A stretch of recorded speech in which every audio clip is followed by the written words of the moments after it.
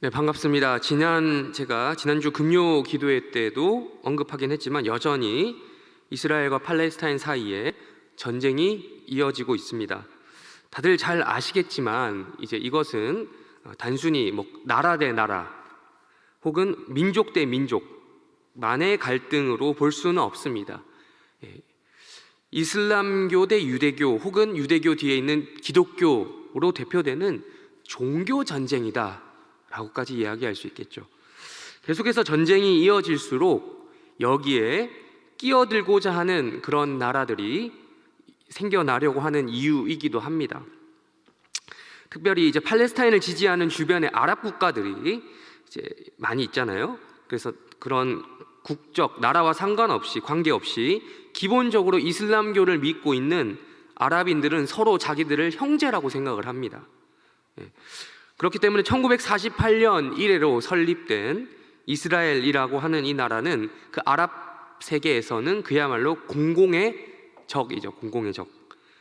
이스라엘은 설립 과정에 있어서도 아랍 국가들의 정서와는 관계없이 유럽 열강들의 힘을 등에 업고 있었기 때문에 그 잡음과 마찰이 있을 수밖에 없었습니다. 또한 설립되고 나서도 직후에 이제 중동 전쟁이라는 것을 수십 년간 치루었죠. 그렇게 수차례 치르면서도 이스라엘은 지금 그런 이슬람교 국가들, 아랍권 국가들 틈바구니 속에서 지금 살아남아 있는 거예요. 그래서 역사적으로 늘 그러했지만 여전히 지금도 중동 지역은 언제 터질지 모르는 화약고다라는 평가가 있습니다. 그 상징과도 같은 지역이 팔레스타인 지역 중에서도 이스라엘이고요. 이스라엘 중심에는, 그 분쟁의 중심에는 그 수도인 예루살렘이 있습니다. 이스라엘도 예루살렘을 수도라고 하고요. 이제 팔레스타인도 거기를 예루살렘을 나름 자기들의 수도라고 주장합니다. 예루살렘이라고 부르지 않고 거기는 알쿠드스라고 부르는데 거룩한 곳이라고 하는 아랍어인데요. 그렇게 부르는 지명하는 게 있습니다. 그래서 물론 현재 이스라엘의 힘이 더 세기 때문에 실효적으로 이스라엘이 거기를 지배하고 있죠. 또한 예루살렘은 세계 4대 종교의 성지이기도 합니다. 세계 4대 종교가 뭐죠? 뭐가 있을까요, 여러분? 네, 처음으로 예루살렘 하면 첫 번째, 역사적으로 보면 가장 먼저 나와야 될 게 유대교죠. 유대교. 그 다음이 두 번째가 기독교인데 기독교를 두 개로 나눈다면 어떻게 나눌 수 있을까요? 가톨릭과 개신교로 나눌 수 있습니다. 그렇게 해서 총 3개, 마지막 네 번째가 이슬람교입니다. 힌두교를 세계 4대 종교로 넣기도 하는데 힌두교는 사실상 여러 다신교의 짬뽕, 복합이라 보면 하나의 종교로 보기는 사실 힘들거든요. 그런 의미에서 세계 4대 종교의 성지가 이 예루살렘이 될 수 있는 겁니다.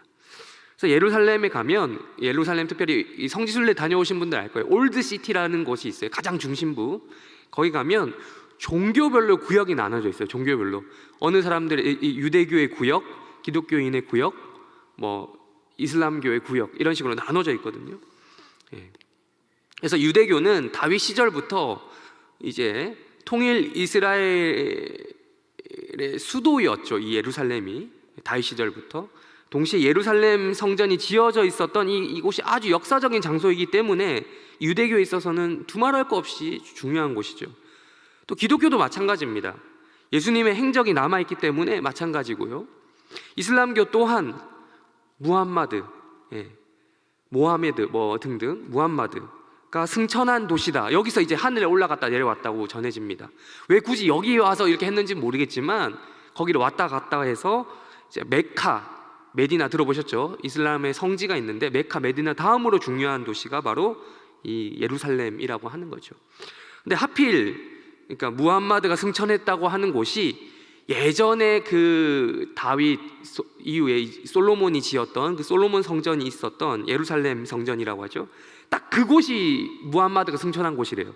왜 거기서 승천했는지 이유를 알 수가 없지만 거기서 승천을 했다고 합니다. 그게 문제입니다. 그렇기 때문에 지금까지 이게 문제가 되는 거죠. 예루살렘 성전은 지금 가보면 없습니다. 로마에 의해 지배당하고 있던 시절에 유대가 집단적으로 반란을 일으킨 적이 있습니다. AD 70년경에.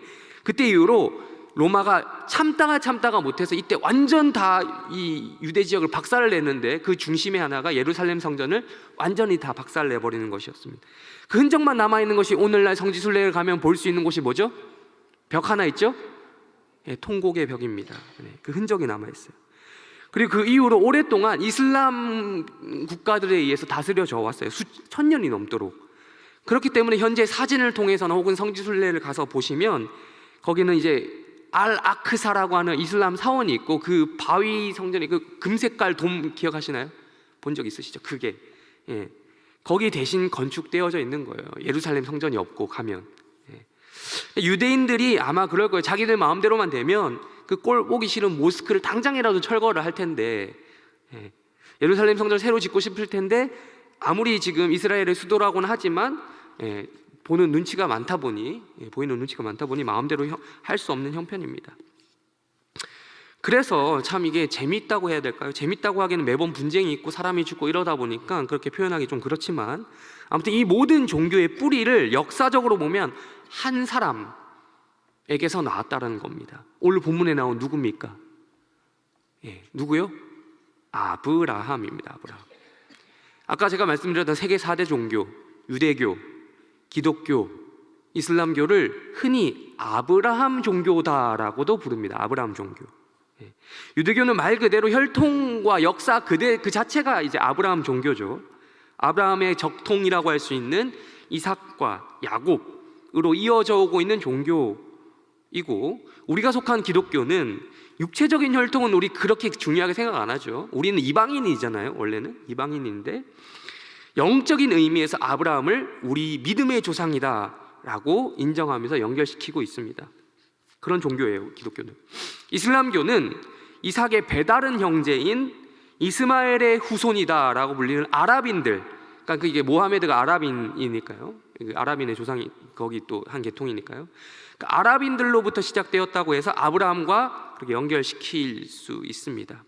아브라함의 그러니까 이 방계라고 할까요? 서자 계통이라고 할 수 있겠죠. 그러니까 세계에 다양한 종교가 있다고는 하지만 많은 이들이 아브라함 종교라고 하는 카테고리에 걸리게 되는 거예요. 많은 사람들의 숫자가. 오늘 우리가 읽은 본문에서 우리는 이 종교 분쟁의 시작점이라고 할 수 있는 이 아브라함에 대해서, 그리고 세계 4대 종교의 성지이자 분쟁 지역인 장소 예루살렘에 대해서 확인해 볼 수 있습니다. 우리 1절 다시 한번 읽어볼까요? 1절 읽어보겠습니다. 시작.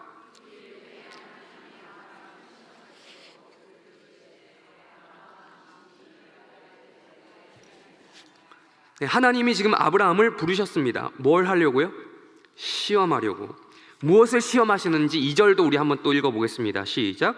여호와께서 내 아들 내 사랑하는 독자 이삭을 데리고 내가 내게 일러준 한 산 거기서 그를 번제로 드리라.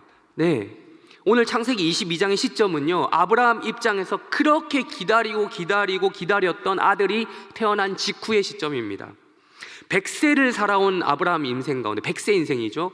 100세 인생이면 우리가 요즘에는 이렇게 노년 중에서 정말 오래 살면 100세 인생이다라고 이야기하는 그런 건데, 그런 가운데 가장 기쁠 때가 이 사람에게는 100세 때 찾아온 거예요. 또한 성경은 이 아들을 어떻게 표현하고 있습니까? 2절에 보면 사랑하는 뭐요?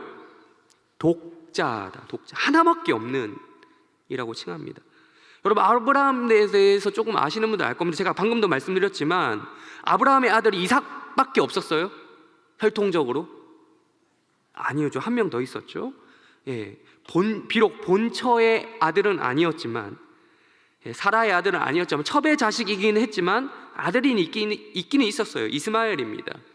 육체의 혈통을 따지자면 이도 아들은 아들입니다. 그러나 여기 2절에서 기록된 하나님의 평가에 따르면 그는 아들이 아니었습니다. 물론 그러한 과정 자체를 지금 하나님이 부정하신 건 아니었습니다.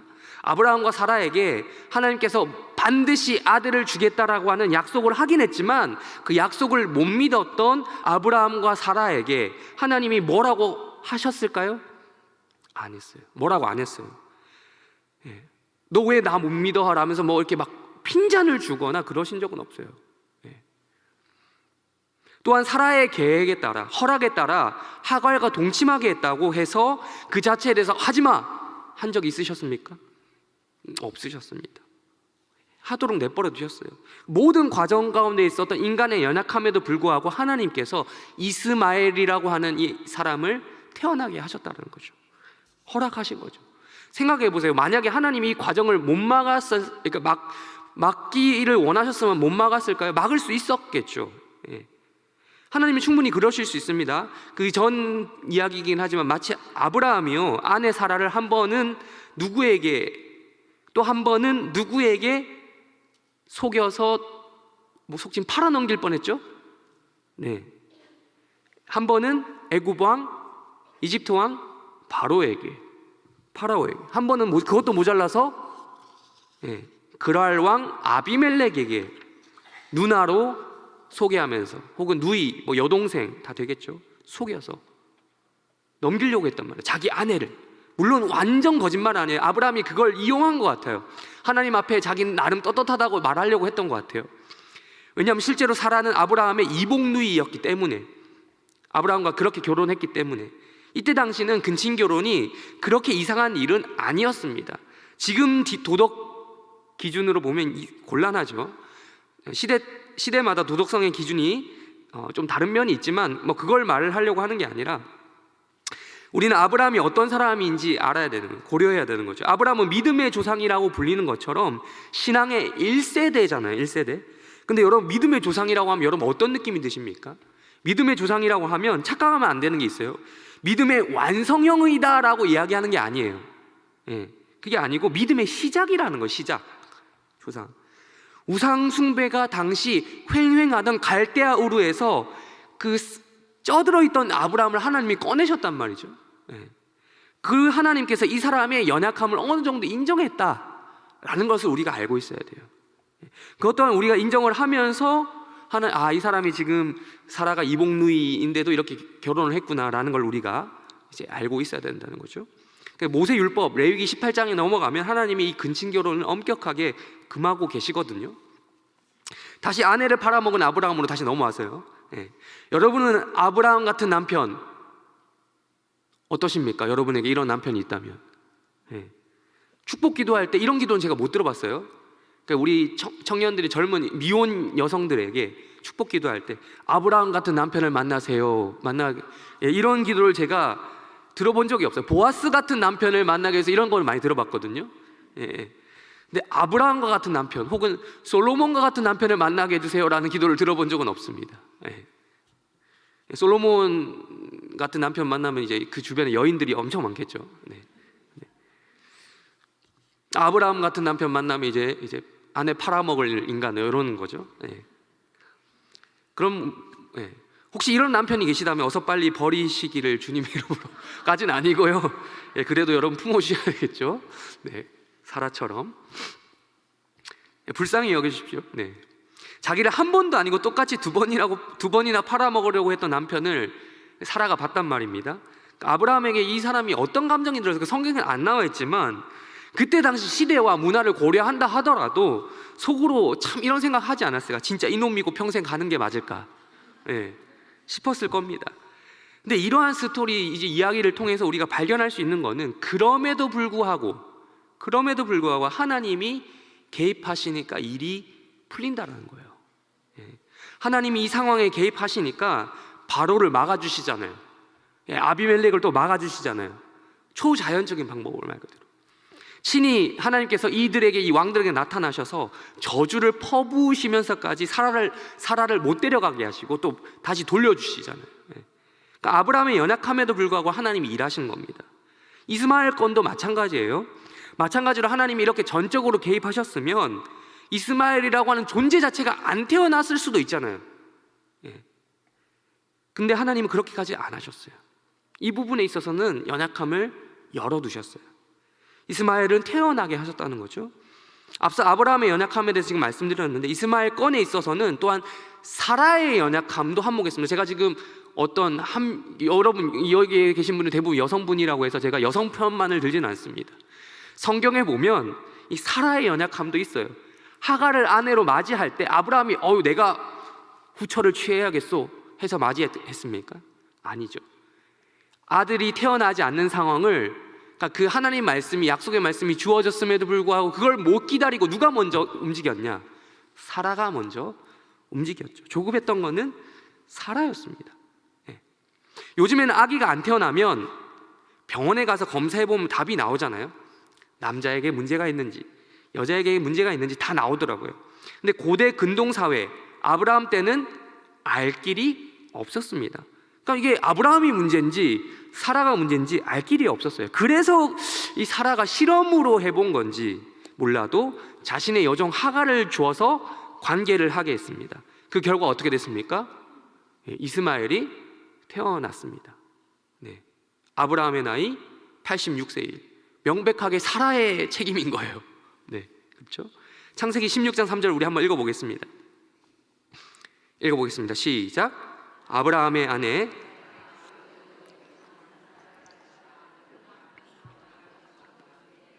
아브라함이 가나안 땅에 거주한 지 10년 후였다.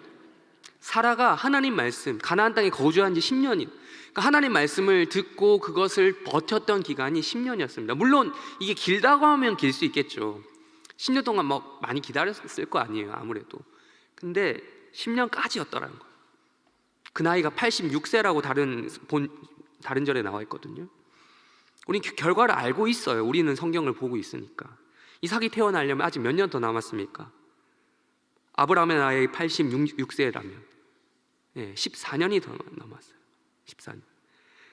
하나님께서 극적인 연출을 위함인지 이 아브라함이 100살을 채우는 것을 원하셨던 것 같아요. 이렇게 이스마엘이 태어나는 과정 가운데 사라를 안 막으셨던 것도 있는 겁니다.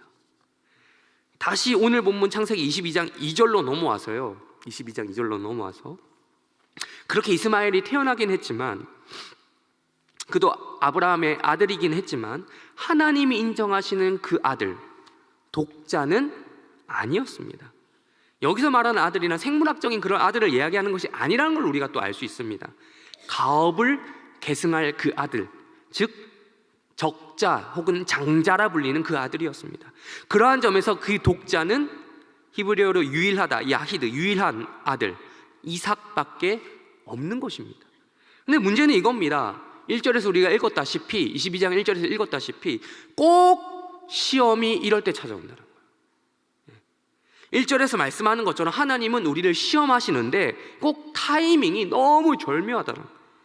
제발 이때만 아니면 되는데 할 때 온다라는 거예요, 시험. 어려울 때 조금 더 어려운 거 할 수 있습니다. 어려움이 있을 때, 예를 들면 빚이 뭐 한 100만 원이 있는데 200만 원 되고 버틸 수 있어요. 300만 원 버틸 수 있어요. 그럴 때는 버틸 수 있어요. 그러느냐 하고 받으려고. 그런데 좋을 때, 지금 잘 나오고 있을 때 그때는 꺾이면 안 되는 거예요. 그런데 시험이 그때 다 온단 말이죠. 시험이. 사실 시험이라는 게 상황을 타는 건 아니에요. 어느 때 어느 상황이든 다 힘든 건 마찬가지인데 굳이 말하자면 그렇다는 겁니다. 지금 시험이 찾아오는 건 좀 아니지 않나 싶을 때 온다라는 거죠. 네. 하나님 분위기도 파악 못하십니까? 이런 우리의 반응이 있다는 거예요. 네. 그걸 아는지 모르는지 하나님께서 지금 아브라함을 부르십니다. 분명한 의도로 시험을 가지고 지금 부르셨다라고 1절에서 아까 기록하고 있었죠. 그리고 말씀하셨습니다. 내 아들. 지금 여러 개로 말씀하셨어요. 내 아들. 이렇게 얘기하면 이스마엘로 바꿔치기 할까봐, 거도 아들이는 아들이니까 바꿔치기 할까봐 빼도 박도 못하게 내 아들, 그 다음 뭐요? 그 사랑하는 독자 누구? 이삭. 똑같은 말을 지금 반복해요. 빼도 박도 못하게 만드는 거죠. 그 아이를 모리아 땅으로 데려가서 번제로 바쳐라. 여기서 번제라고 쓰여 있는 히브리어는 올라라고 해서 올라. 올라가 재밌는, 이 히브리어가 재밌는 게 우리말로 번역해도 올라간다는 뜻이에요. 이 단어는 외우기가 쉽습니다. 히브리어 올라는 올라간다. 그러니까 왜 이게 올라라는 표현이 됐냐면, 뭐를 태울 때 연기가 올라가죠. 태우면 연기가 올라. 그러니까 번제 자체가 태울 번자거든요. 태울 번자. 제사 드리는 거야 이미 아브라함은 여러 번 드려봤기 때문에 어렵지 않은 거예요. 번제는 아브라함에게 쉬운 거예요. 그런데 지금 뭘 태우라는 거죠? 사람을 태우래요. 사람을 태워본 적도 없어. 인신지사는 아브라함하고 상관없는 거예요. 그런데 지금 그것 그냥 사람도 아니고 누구요? 자기 아들. 지금 자기 아들을 매로 때려라. 네 아들 지금 너무 말 안 듣는다. 때려라. 매로 다스려라. 그것도 아니고 야단쳐라 이런 것도 아니고 눈에 넣어도 안 아플 그 아들. 아니 어쩌면 태어난 이후로 한 번도 때려본 적이 없는 그 아들. 야단칠 때도 칠까 말까 여러 번 고민하다 소갈이 하면서 겨우 한마디 했던 그 아들을 보고 어떻게 알아요? 태우래요. 이스마엘이 아니라 지금 하나밖에 없는 그 아이들이. 상식적으로 하나님께서 하나님 자기가 하신 말씀하고도 지금 안 맞단 말이죠. 하나님이 이미 여러 번 약속을 그냥 이삭을 준 게 아니라 여러 번 나타나서 하신 말씀 중에 어떤 말씀을 하셨어요? 그 씨를 통해서 그 후손을 통해서 내가 너를 번성하게 하겠다라고 약속을 하셨잖아요. 그 말하고도 지금 아브라함 생각할 때 안 맞다는 거죠. 지금 윤리적으로 옳으냐 말느냐 뭐 사람을 죽이는 이걸 떠나서 안 맞잖아요. 3절 읽어보겠습니다. 3절 읽겠습니다. 시작.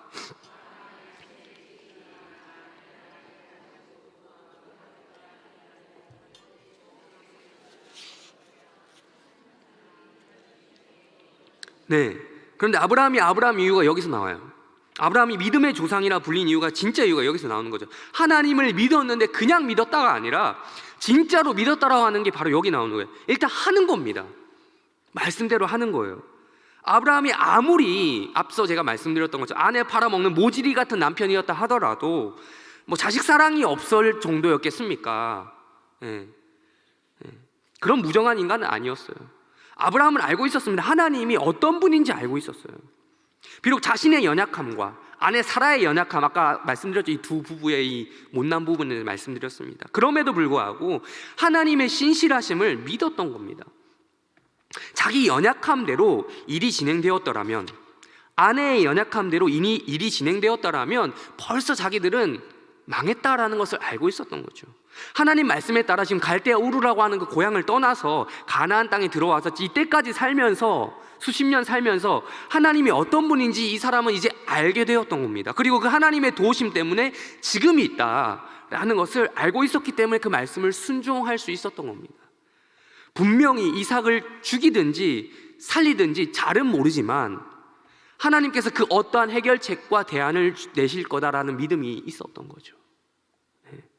그래서 그런지 이후에 진행되는 장면을 보면 아브라함의 행동에 22장 이후에 쫙 전개되는 내용을 보면 행동에 거침이 없어요. 거침이 조금의 망설임도 없이 아주 냉정한 도살자처럼 수십 년 동안 그 도축업 했던 사람처럼 이 아들 이삭을 잡기 위한 과정을 척척 진행합니다.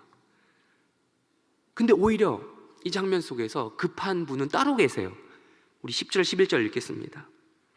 10절 11절 다 같이 읽겠습니다. 시작.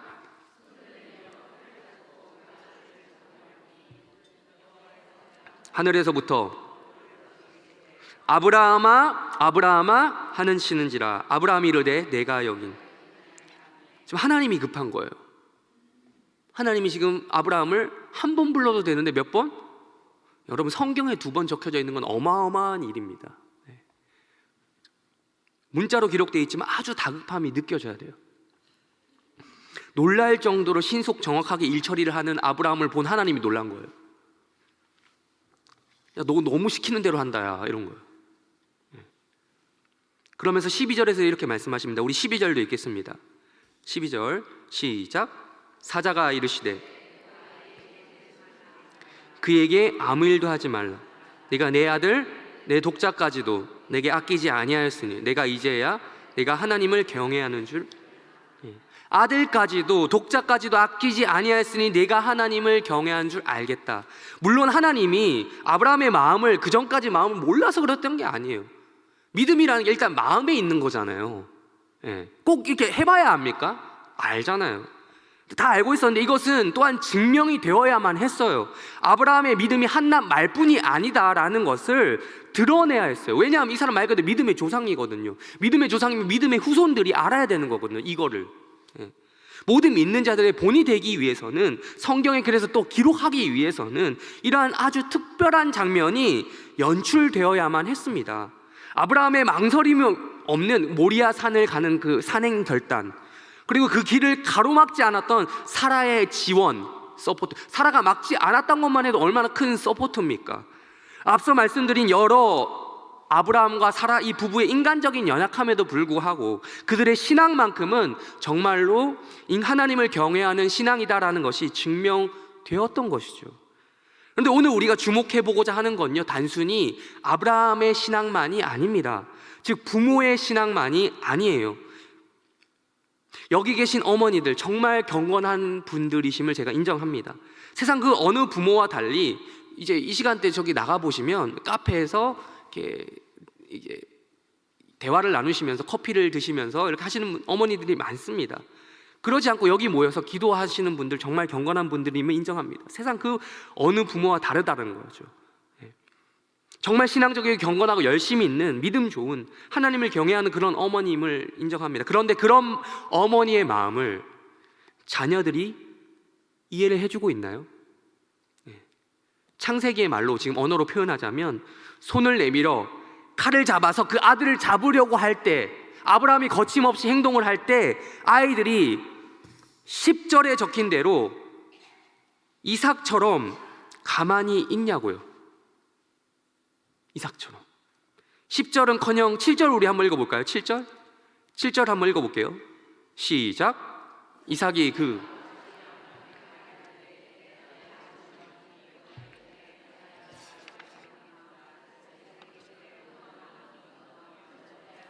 네, 10절은커녕 지금 7절 단계에서 이미 아버지가 자기를 어떻게 할 거라는 걸 이삭처럼 눈치를 깠을 겁니다.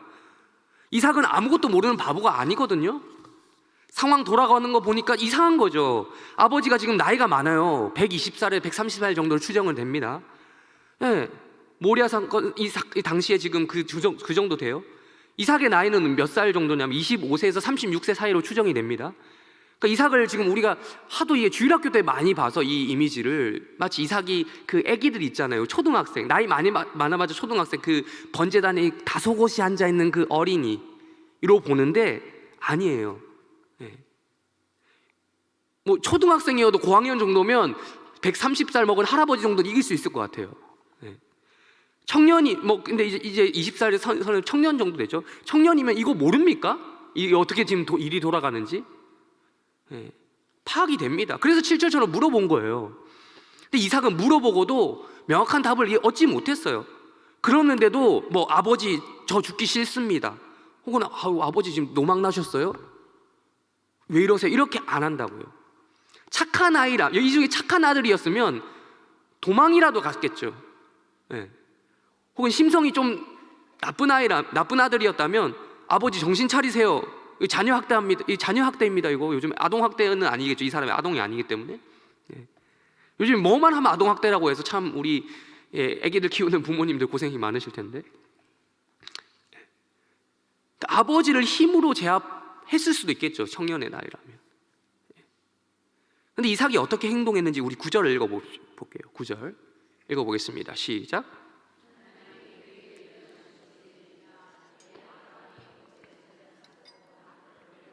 그의 아들 이삭을 결박하여 제단 나무에. 사실 9절에서 제가 지금 방금 이삭이 어떻게 행동했다는 기록은 없어요. 근데 제가 그렇게 말씀드린 거예요. 그렇게 표현한 이유가 뭔지 아실 겁니다. 120세에서 130세 정도 되는 노인이 결박하고 있는데 청년 이삭이 힘이 없어서 도망 안 갔겠어요? 힘이 없어서 가만히 있었다라는 건 말이 안 되죠. 그건 아버지가 노망나서 하는 행동이다. 예. 뭐 이런 걸 알려면 얼마든지 알 수 있었는데 그걸 알고도 의도적으로 가만히 있었다는 거예요. 이삭은 힘이 없어서 일방적으로 당하는 것이 아니라 알고도 결박을 당해주고 있는 거죠. 아주 적극적인 자세로 번제를 당할 준비를 하고 있다는 거죠. 네, 우리 부모님들의 신앙도 중요합니다. 그런데 그것만 중요한 게 아니더라고요. 우리 자녀들이 부모의 신앙을 이해해주는, 이런 부모의 신앙적인 결단과 행동을 이해해주는 것 또한 중요하더라고요. 여러분, 이때까지 우리 자녀들을 양질의 믿음과 환경 속에서 키우겠다고 얼마나 고생하셨습니까? 얼마나 열심히 살아오셨어요. 또 우리 자녀들 공부시킨다고 요즘은 뭐 그러니까 옛날에는 공부만 뒷바라지 하면 됐죠, 우리 부모님들. 근데 요즘 보니까 그것만 하면 안 되더라고요. 남자의 경우 군대도 뒷바라지가 있어요, 여러분.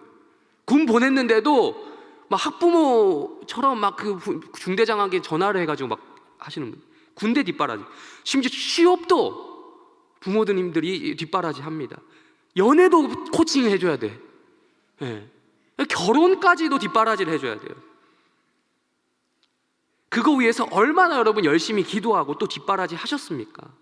하고 계십니까? 근데 그 과정이 늘 언제나 깔끔했습니까? 언제든 늘 원만하셨습니까? 근데 그랬으면 좋겠는데 그렇지 않다라는 거죠.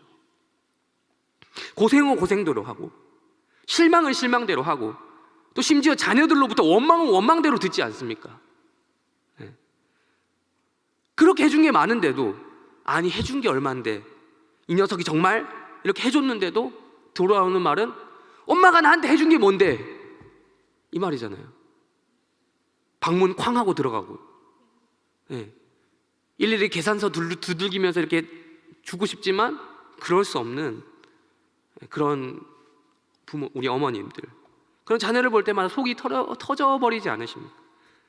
그런 점에서 아브라함과 사라의 신앙이 절대 완벽한 건 아니었지만, 그들의 인격과 삶이 완벽하진 않았지만, 그럼에도 불구하고 그들의 과정이 이런 좌충우돌하는 가운데 하나님을 믿는 이 세계관 속에서 신앙으로 형성되어져 가고 있다라는 것을 우리가 알 수 있는 사건이 바로 창세기 22장이라는 것이죠. 이삭은요, 적어도 그건 알았던 거죠. 자기가 태어난 지 지금 20년에서 30년 정도 된 걸로 추정한다 그랬는데, 그런 시간이 지나면서 이 가정 안에서 자기의 포지션이 뭔지 알았던 거예요. 그 안에서 자기를 아브라함과 사라 가정에 태어나게 하신 그 하나님이 어떤 분인지 배웠던 것이죠. 그리고 또 배워나갔던 것의 결과로 번제단 위에 아무 말 없이 그냥 결박되어 있는 상태로 있었던 것이죠. 그게 아니고서야 이 장면은 이해가 안 되는 겁니다. 그저 사람을 제사로 드리는 잔혹한 인신제사의 한 장면으로밖에 안 보이는 거, 이게 아니면 그런 것을 요구하고 즐기는 신의 장난질, 혹은 종교의 이름으로 자행되는 어떤 폭력, 이성의 고리가 끊어진 상태에서 자행되는 정신 나간 종교적인 열광에 불과한 거예요. 여러분, 실제로 우리 자녀들이 믿음이 없으면 어머니들이 이렇게 모여서 기도하는 것, 어머니들의 신앙에 대한 열심, 이런 것들은 그렇게밖에 안 보이는 겁니다. 극단적으로 표현하자면 이렇게 말할 수도 있어요. 자녀들이, 엄마 거기서 기도할 시간에 나를 위해서 몇 시간 알바라도 해서 나한테 돈 좀 줘, 이렇게 말할 수도 있다는 거죠. 물론 이 중에는 여기에 더해서 신앙 문제로 남편하고도 곤란을 겪는 분들도 있을 테니까요. 아까 시작하면서 말씀드렸던 종교적 분쟁이 예루살렘만 있는 게 아니라, 예루살렘의 아까 구역별로 유대교 구역, 기독교 구역, 이슬람교 구역 이렇게 나눠져 있는 것처럼 한 가정 안에서도 분명히 다 같은 기독교야. 그런데도 아빠만의 기독교, 엄마의 기독교, 아들의 기독교, 이런 식으로 나눠져 있을 수 있다는 거죠. 구역별로 한 가정. 근데 믿음이 다 제각각일 수 있다는 거예요. 구체적으로 설명을 못 하겠는데 다 나름대로 이상한 나름의 신념이 있는 거예요. 그게 중동 땅 예루살렘 한복판에만 있는 게 아니라 우리 가정 속에서도 이런 일들이 일어날 수 있는 거예요. 형식적으로 기독교인이라고 할지라도. 결론을 말씀드리자면 이러한 상황에 대해서 너무 스트레스 받지 마시길 바랍니다. 그런 것 때문에 스트레스 받는 분들이 분명히 이 중에도 계실 거예요.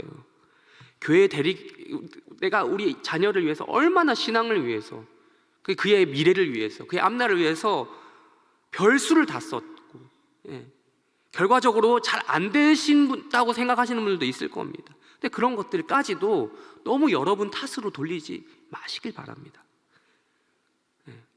저도 알아요. 여러분이 분명 어떤 인격적인 결함이 있었을 거라 저도 확신하고 있어요. 여러분에게 그런 것이 있었을 거라고. 아브라함처럼 사라처럼 여러분도 분명히 잘못하셨을 겁니다. 실수하셨을 겁니다. 신앙적인 영역뿐만 아니라 양육도 마찬가지 그런 부분이 있었을 겁니다. 근데 생각해 보세요. 완벽한 부모가 있습니까? 네. 생각해 보면 그 생각했어요. 저도 우리 엄마 아빠도 저희 부모님도 저에게 실수했습니다. 네. 잘못하는 부분이 있어요. 그러면 돌이켜보세요. 제가 만약에 저에게 자녀가 있다면 저라고 완벽하게 자녀를 키울 자신이 있나? 아니요. 네.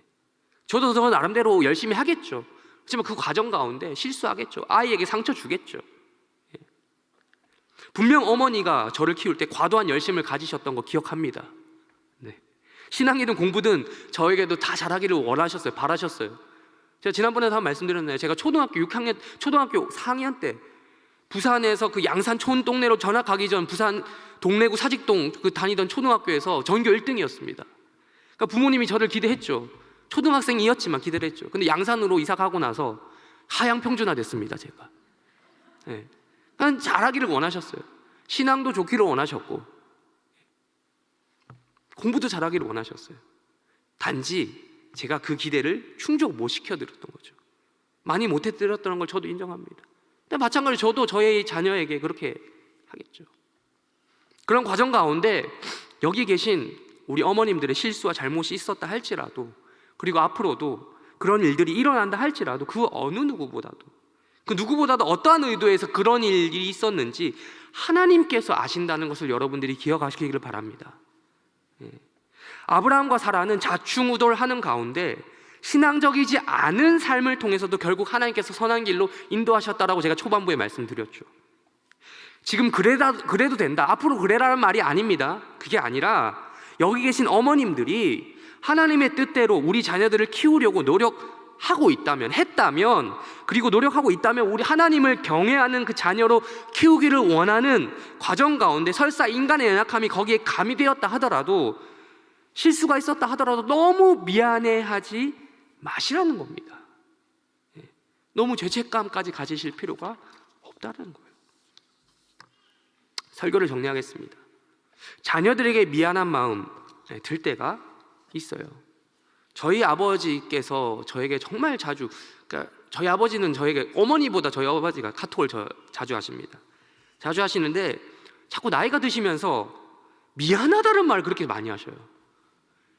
이게 저희 아버지는 목사님이셔서 술을 하시고 그렇게 말씀하시는 건 아닌데 생각나면 그렇게 성령에 취하셔서 그런지 가끔씩 이제 술에 취하진 않고 이제 미안하다는 카톡을 자주 하셔요. 근데 보면 뭘 못 해줘서, 돈을 못 해줘서, 지원을 못 해줘서, 형편이 안 돼서, 심지어 요즘에 어떤 말까지 하냐면 너가 어릴 때 잘 못 놀아줘서. 저 행복하게 잘 놀았거든요, 알아서. 근데 이제 그 말이 이해는 됩니다. 어릴 때는 제가 실제로 제가 아까 말씀드린 저도 우리 부모님과 많이 다퉜기 때문에 알아요. 부모님에 대해서 이렇게 용납 안 되는 부분도 있었고 한데, 제가 이삭처럼 30대가 되고 이삭보다 지금 더 나이가 많지만 그때 모리아산에 나이 먹고 신앙으로 성장하고 나니까 용서가 돼요. 사실 용서를 할 것도 없어요. 그냥 부모님 수준에선 그럴 수밖에 없었던 거죠. 어쩔 수 없구나 하는 걸 인정하는 거죠. 제가 요즘 하는 말, 제발 좀 그러지 마시라고. 그것 때문에 더 싸우겠어. 그런 말 듣기 때문에. 괜찮아요, 정말 이런 거죠. 여러분께서도 말이야 그렇게 하실 수는 있지만 자녀들에게 미안한 마음이 들수록 여러분이 신앙인으로서, 그리스도인으로서 그들에게 해줄 수 있는 가장 큰 지원이 뭔지 생각해 보시기 바랍니다. 그 서포트 뭡니까? 기도 아니겠습니까? 기도가 뭡니까? 그냥 미신적으로 비는 행위입니까? 수능 이제 곧 다가오죠. 수능 때만 되면 하는 그러한 무조건 좋은 대학 가게, 이런 수준도 그것도 물론 기도지만 그런 수준을 넘어서는 거 아닙니까? 살아계신 하나님께서 그들 인생에 전 인생 가운데 개입해달라고 요청하는 게 기도 아니겠습니까? 그런 기도 들어주시는 하나님께, 이삭에게 역사하셨던 그 하나님께 우리 자녀들에게 또 역시나 역사해달라고, 그렇게 부모를 내 심정까지도 언젠간 이 아이가 이해할 때가 있겠지 하면서 기도하는 부모의 연약함과 신앙을 이해하는 그런 수준의 자녀가 되게 해달라고 여러분 기도하셔야 되는 겁니다. 그러기 위해서 우리가 찾아야 하는 곳이 있어요. 네, 바로 여기요. 우리 기도하는 이 자리입니다. 예배의 자리. 우리 마지막으로 역대하 3장 1절 읽겠습니다. 역대하 3장 1절 읽겠습니다. 시작. 솔로몬이 예루살렘 모리아 산에 여호와의 전 건축하기를 시작하니 다윗에게 나타나신 곳이요 여부스 사람 오르난의 타작마당. 그 모리아산, 창세기에 나왔던 모리아산이 여기 나옵니다. 그 모리아산이 지금 뭐가 됐다고요? 예루살렘 성전 터가 되었더라. 아브라함이 이삭을 잡으려던 그 터가, 그 모리아산이 나중에 예루살렘 성전 터가 되는 기적이 일어났습니다. 우리 가정이 그렇게 되기를 주님의 이름으로 축원합니다. 부모가 자식을 잡던 그 터가, 잡으려고 하던 그 터가, 혹은 자녀가 부모에게 대들 수도 있었던 그 터가 변하여 성전 터가 되는 역사가 우리 가운데 일어나기를 간절히 기도하시길 바랍니다. 혹여나 과거에 씻을 수 없는 상처와 같은 일이 부모와 자식 간에 혹은 부부 사이에 있었다 하더라도 모든 일이 합력하여 선을 이루시는 하나님을 믿으며 기도하시는 어머니들이 되시기를 주님의 이름으로 축원합니다. 우리 마지막으로 설교 제목 읽고 마치겠습니다. 기도하겠습니다. 설교 제목 뭡니까? 시작. 네, 제가 이런 거 잘 아는데 옆을 보시면서 우리 이야기하시겠습니다. 시작. 너무 미안해하지 마세요. 네, 너무 미안해하지 말고 기도합시다. 우리 먼저 찬양 한 곡 부르겠습니다. 왜 나만 겪는 고난이냐고 찬양 부르겠습니다.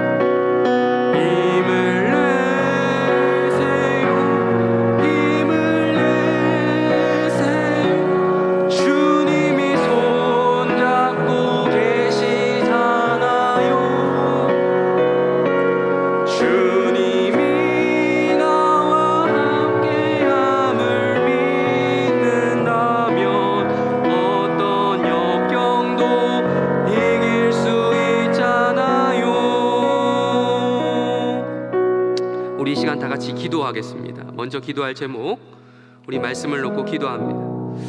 제목처럼 우리 어머님들, 우리 살아오시면서 여러 사실 미안해할 일들, 또 가까우면 가까울수록 우리 자식들 생각하면 미안해 하실 수 있잖아요. 뭐 미안해 하지 말라는 소리가 아니라 너무 미안해하지 마시기 바랍니다. 우리 인간의 연약함 그들에게도 있고 우리에게도 있습니다. 하나님, 우리가 이 시간 기도할 때 하나님, 그 미안함이 너무 과도하지 않게 하여 주시옵소서. 그 미안함 때문에 하나님을 신뢰하지 않는 그런 순간이 있다면 그것은 죄입니다. 적당히 미안하되 하나님을 의지할 수 있는, 하나님을 신뢰할 수 있는 그 영역까지 갈 수 있도록 도와주시옵소서. 하나님을 경외하는 우리 가정 되게 하여 주시옵소서. 우리 다 같이 함께 기도합니다. 하나님 아버지, 간절히 기도합니다. 우리가 이 시간 기도할 때에 하나님 의지하며 의뢰하며 기도합니다. 제가 참 많이 미안합니다. 저 또한 자식으로서 미안한 것들이 있습니다.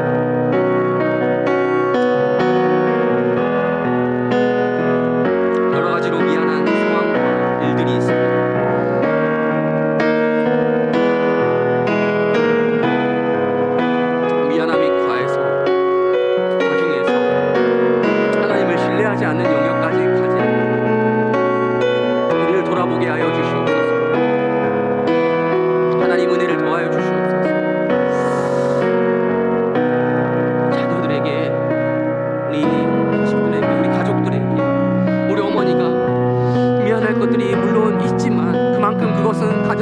사랑한다는 뜻입니다. 사랑하지 않으면 미안해하지도 않습니다.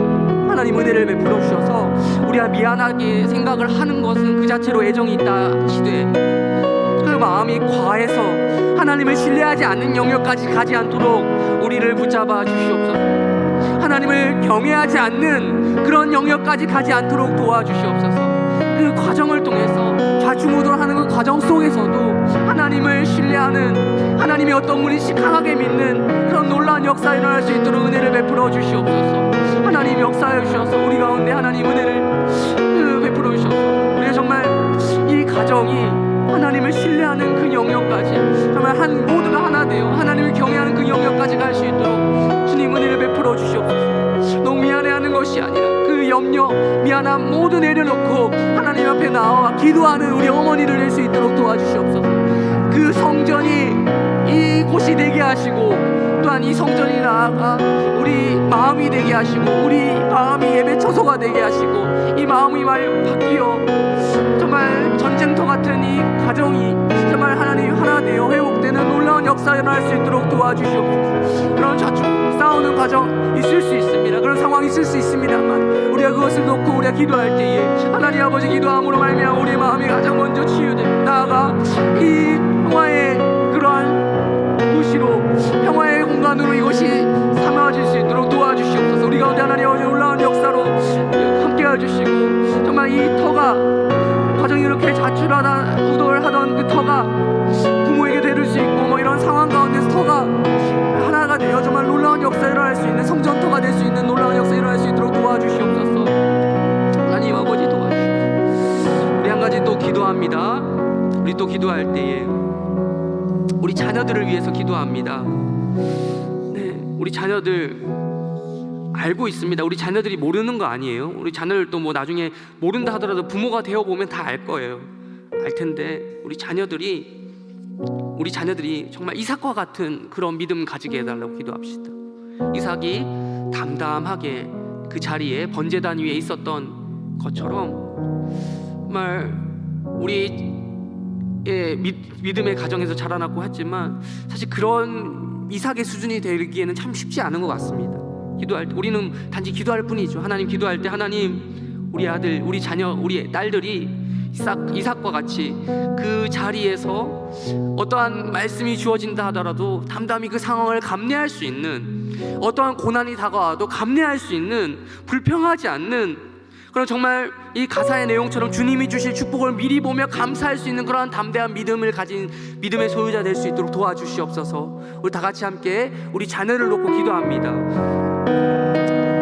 하나님 아버지 주님 은혜를 베풀어 주시옵소서. 주님 우리 자녀들 정말 이삭과 같은 믿음 허락하여 주시옵소서. 우리 자녀들이 주님 자녀들의 믿음 가운데 당장 보이지 않는 그런 것들이 있습니다. 주님 역사해 주셔서 우리 자녀들이 정말 이삭과 같은 믿음으로 설 수 있도록 주님 붙잡아 주시옵소서. 우리 아이들이 그러한 믿음 가질 수 있도록 주님 은혜를 베풀어 정말 믿음의 그 젊은 나이에 이삭이 그 젊은 나이에 그 단위에 올라가서 담담히 자신의 죽음을 받아들일 수 있었던 그것이 하나님의 말씀에 순종하는 것이고 그것이 아버지 말씀에 순종하는 것이고 그것을 몰라서 그랬던 것이 아니라 다 알고 있었음에도 불구하고 그 자리에 나아갈 수 있었던 것은 적극적인 순종을 할 수 있었던 까닭은 바로 그것이 이삭이 어떤 하나님인지 그 신앙의 비밀을 알고 있었던 것이기 때문입니다. 자신이 죽는다 하더라도 그것이 하나님 뜻에 합당하다 한다면 그 자리에 나갈 수 있었습니다. 우리 자녀들이 그러한 믿음의 소유자가 되기를 간절히 원합니다. 지금 당장 겪는 고난으로 여기지 아니하고 하나님이 축복을 주실 미래의 사인이라고 고백하는 우리 자녀를 낼 수 있도록 도와주시옵소서. 하나님 우리 가운데 이러한 믿음을 주실 수 있도록 우리 자녀들의 믿음도 우리 부모들이 그것을 기대하며 응원하는 믿음 또한 가질 수 있도록 도와주시옵소서. 우리 부모들이 기도를 할 수 있다는 것은 가장 큰 특권입니다. 특별히 우리 자녀들에게 일일이 다 해주지 않더라도 가장 큰 지원은 돈을 지원해 주는 것도 아니고 가장 큰 큰 지원은 뭐 어떠한 물질적인 물리적인 것도 아니고 가장 큰 지원은 영적으로 그 아이들을 지지하고 믿음으로 세워주는 것입니다. 그 아이가 하나님을 만나도록 기도하는 것입니다. 그 아이가 그 아이 자신만의 하나님을 만날 수 있도록 끊임없이 간구하는 것입니다.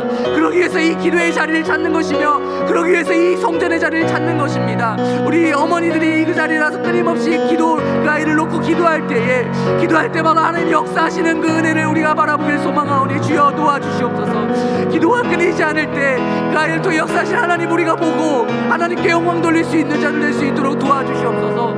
정말 믿음의 번제를 믿음으로 드리는 번제를 드릴 때에 우리 자신이 태워지지 않더라도 우리 자녀들이 태워지지 않더라도 정말 대신할 어린 양이 있다는 것을 우리가 발견하고 그 어린 양으로 말미암아 예수 그리스도로 말미암아 우리 하나님의 하나님께 영광 돌리는 하나님을 은혜를 노래하는 그런 자를 낼 수 있도록 도와주시옵소서. 항상 하나님 우리 대신 피할 길을 내십니다.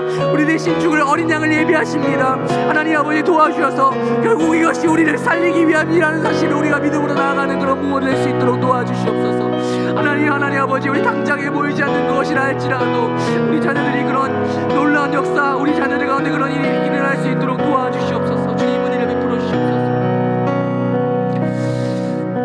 우리 찬양 하나님의 사랑을 주만 바라볼지라 함께 찬양 부르겠습니다.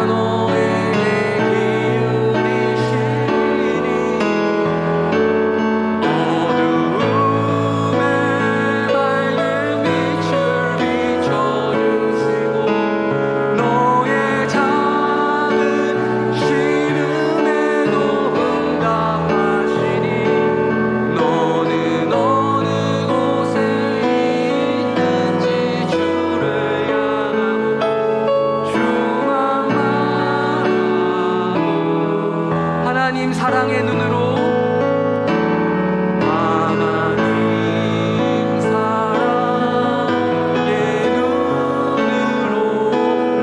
너를 어느 때나 바라보시고 하나님 인자 귀로서 언제나 너에게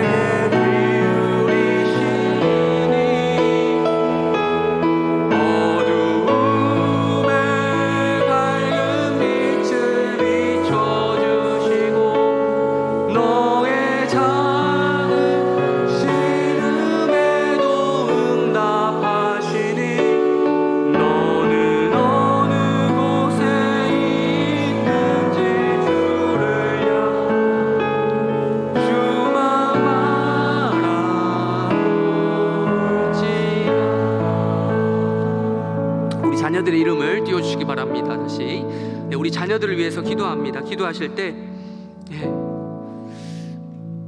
나 때문에 아까 뭐 충분히 또 기도하셨겠지만 나 때문에 이 아이가 이렇게 되지 않았는가 하는 고민을 가지신 분이 또 뭐 설교를 통해서 근데 우리 어머니들이라면 그런 생각 다들 한 번쯤 해보셨을 것 같아요. 근데 또 근데 이게 사실 말처럼 안 미안해야지, 안 그래야지 안 되거든요. 계속 기도하는 거예요. 이것을 모든 염려를 하나님께 맡겨드리는 거죠. 우리 자녀들이 이름 놓고 기도할 때 우리 또 찬양의 가사처럼 내가 어떻게 할 수 없는 영역이 있습니다. 나 때문에라고 자꾸 생각하는데 그게 아니라 내가 어떻게 할 수 없는 영역이 있습니다 인정하면서 하나님께 이 아이를 맡겨드립니다. 하나님이 이 아이의 인생, 과거에도 그랬듯이 앞으로도 그렇게 하나님께서 간섭하여 주시옵소서. 혹여나 지금 또한 그러지 못한 것 같이 보이는 아이가 있다면 하나님 적극적으로 개입해 주셔서 이 아이의 인생 가운데 역사하여 주시옵소서. 우리 다 같이 함께 우리 자녀를 놓고 기도합니다. 하나님 아버지 주님 도와주시옵소서. 이 아이들이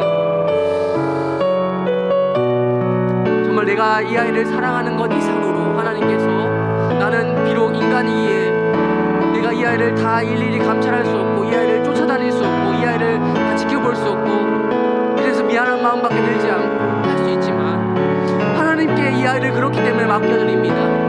하나님 사랑의 눈으로 이 아이를 바라보기를 원합니다. 또한 특별히 하나님 사랑의 눈으로 이 아이를 지켜주시기를, 불꽃 같은 눈으로 정말 24시간 감찰해 주시고 지켜보아야 주시기를 간절히 주님께 맡겨드리옵니다.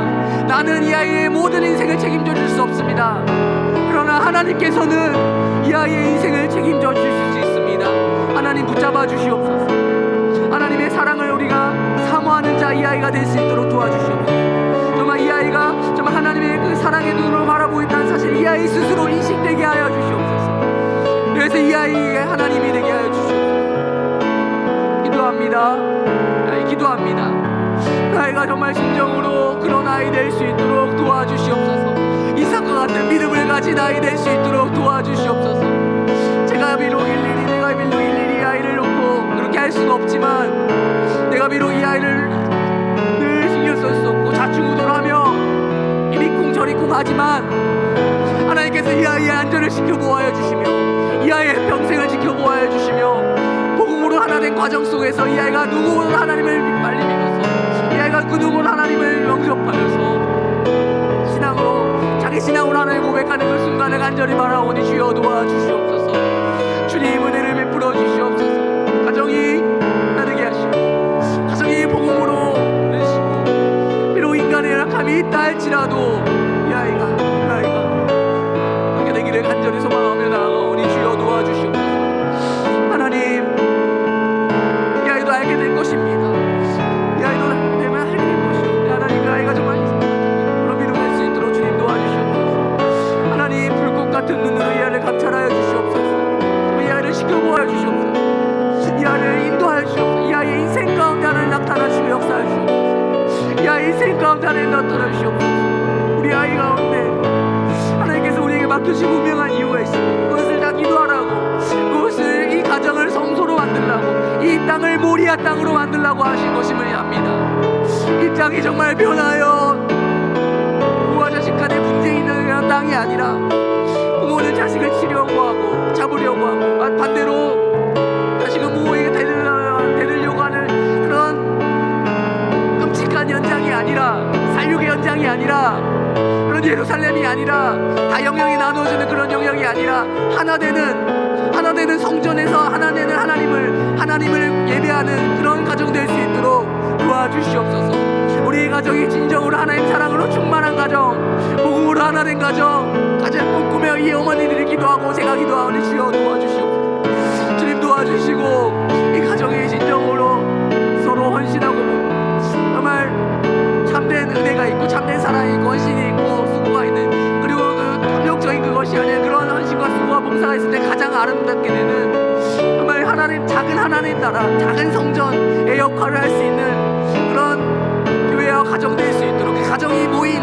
여러 유니트의 가정들이 모인 그런 교회 될 수 있도록, 이러한 해림교회 될 수 있도록 주님 은혜를 베풀어 주시옵소서. 이 아이가 그러한 것에 앞장서서 그러한 일들을 해나가는 믿음의, 내가 봤을 때도 이 아이는 참 믿음이 나보다 더 좋은 것 같다라고 인정될 수 있는 그런 아이들로 성장될 수 있도록 붙잡아 주시고 함께하여 주시옵소서. 주님 이들의 인생 가운데 영역 간에 강건함 허락하여 주시고, 또한 이들의 앞으로 펼쳐갈 인생 가운데 그냥 내버려 두시지 않는다면 또한 이들에게 물질로도 채우시고 이들에게 여러 가지 환경을 통해서도 풀리게 하시며 이들의 앞날 가운데 미래 가운데 하나님께서 복을 허락하실 줄 믿사오니 주여 도와주시옵소서. 실제로 이들 인생 가운데 개입하여 주시고 간섭하여 주시옵소서. 이삭이 믿음의 그 근원을 그대로 이어받았던 것처럼 또한 역시 우리 또한 믿음의 후손으로서 이것을 간절히 받기를 소망하오니 주여 도와주시옵소서.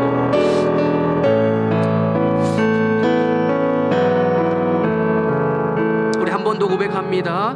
하나님 사랑의 눈으로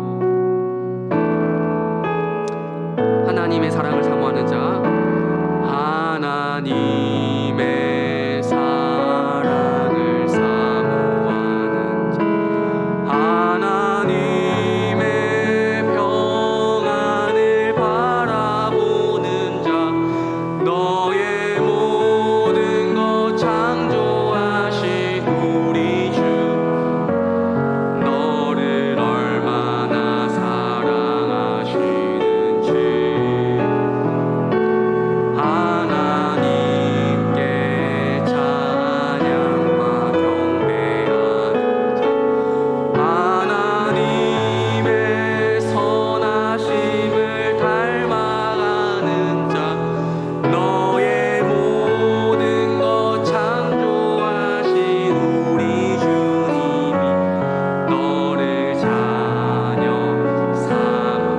삼으셨네. 하나님 사랑의 눈으로 너를 어느 때나 바라보시고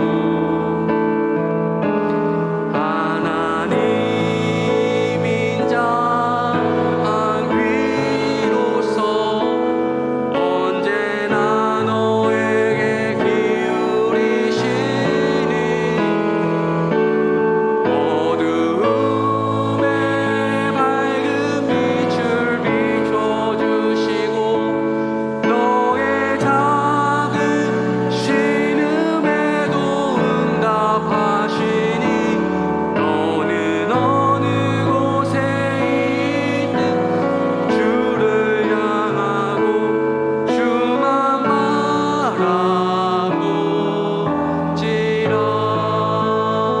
바라보지라. 제가 기도하고 어머니 기도회를 마치겠습니다. 하나님 아버지 감사합니다. 이 시간 우리 어머님들 모여서 우리가 비록 아브라함과 같이 연약하고 사라와 같이 연약하지만 그럼에도 불구하고 정말 하나님의 은혜를 기대하며 신앙 하나 붙잡으며 이 시간 기도했습니다. 우리 아이들 이삭과 같은 아이로 성장하게 하여 주시옵소서. 또한 이삭과 같은 믿음 허락하여 주시옵소서. 우리보다 더 큰 믿음 허락하여 주시옵소서.